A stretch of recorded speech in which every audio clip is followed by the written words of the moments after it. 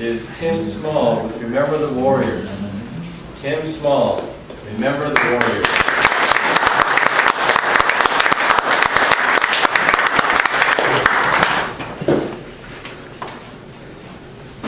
Mr. Contest Master, fellow Toastmasters, and distinguished guests.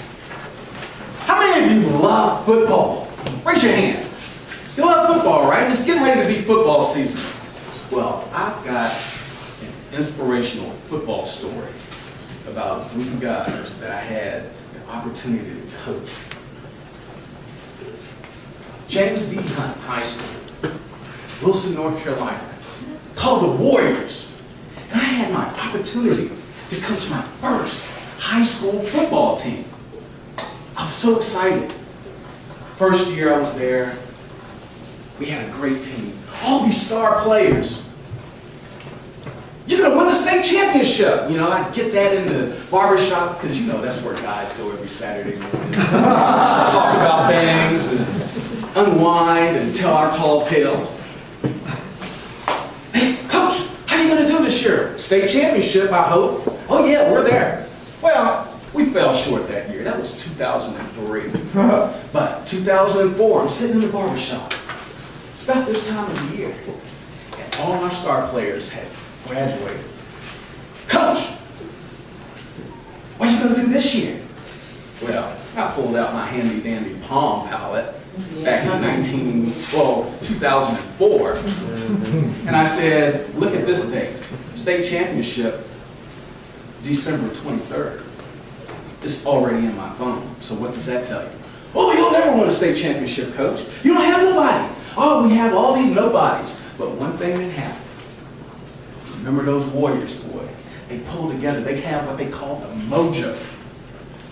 We'd get in that stadium and you'd hear the crowd screaming, mojo, mojo, mojo. As a matter of fact, everybody say, mojo, mojo, mojo, mojo. And you hear it all through the stadium. And it just pumped the players up. And we went 2004, regular season, 10-0. Awesome team. And people would ask, how did you guys do it? I don't know. We had nobodies. But together, as a team, we were something. I remember when we were going to our state championship game, and it was actually here, right in Appalachian State, because all the other stadiums were under construction, couldn't do it at Carter Finley, couldn't do it in Winston-Salem, so they had to bring us all the way out here to the mountains. Fresh mountain air, guys get off the bus, and we're getting ready to play Concord. And they had this awesome quarterback. This guy was phenomenal. And he was actually going to South Carolina to play quarterback, and this guy was just unstoppable. We get out on the field, and my guys, they heard all this. You know, they're great. The running back, oh my God, he's going to run over you. Just like Walter Payton Jr. And you're playing against Tom Brady Jr. on the football field. It's just, you don't have a chance. We get out there, first half. Oh my God, it's a slaughter. 28-0. People are starting to look down at us. Parents are pissed because they came all the way to Appalachian State in eastern North Carolina in Wilson, and we came all the way out here for this. Oh, and I'm starting to worry, I'm going to lose my job next year. But get into the halftime in the locker room, and there were some silverware sitting around somewhere in the locker room, and I don't know where it was. But there was some silverware sitting around, and there it is.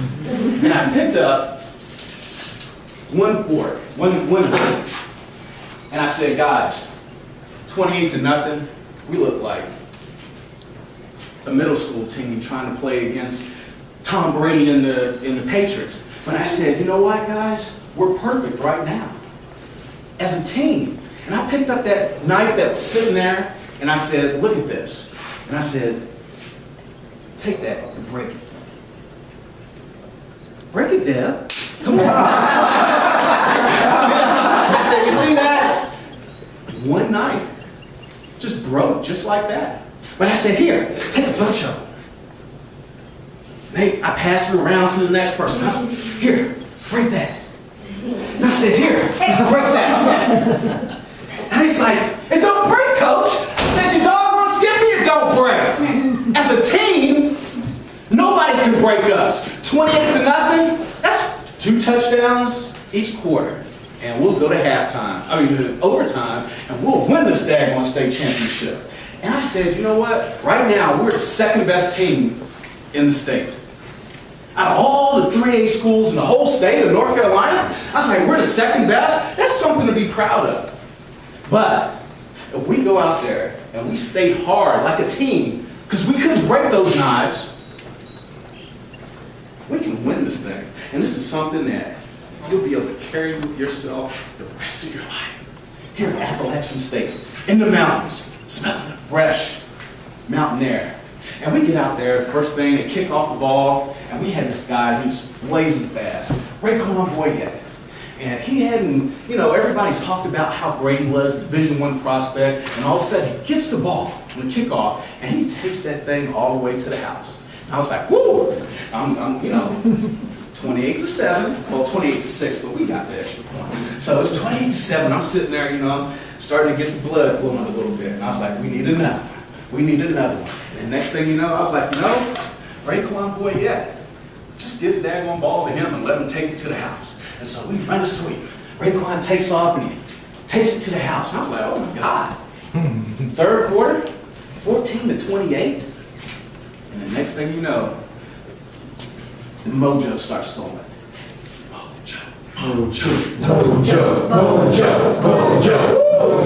4th quarter, everybody starts putting up those 4 fingers. And boy, you can feel it was electric. But see, here's what happened. The stadium was only half full. Everybody left at halftime. Everybody was on 40 on their way back to Wilson, cursing me out, looking for a new coach. The next thing you know, it's 28-14. And then that mojo started working, and those boys hit the field for that 4th quarter, and boy, we took it to the house. And it's 28-0. 1 minute left. And what do? I call timeout. I had to get myself together because I had to get that ball to Raekwon Boyette. I said, come on, take us home. Take us home. And he did. He scored that touchdown, and we won that game. But the story, the message behind that is when you're down, never stop. Never quit. Because winners never quit, and quitters never win. It's kind of nice.